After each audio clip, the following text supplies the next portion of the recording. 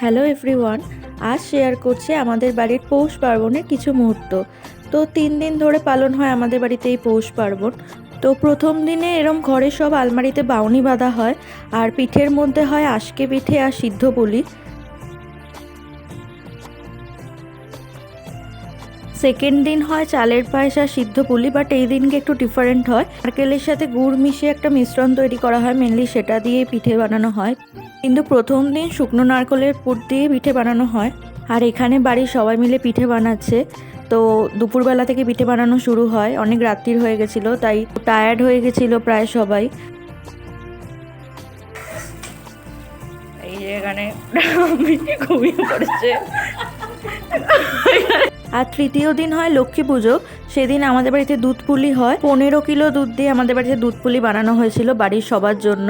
প্রতি বছরই এমনই হয়। তো আমাদের বাড়িতে তো এইভাবেই পৌষ পার্বণ অনুষ্ঠিত হয় 3 দিন ধরে। আপনাদের বাড়িতে কীরমভাবে হয় জানাতে পারেন। ভিডিওটা ভালো লাগলে লাইক শেয়ার করবেন। আজকের মতো এইটুকুই। টাটা।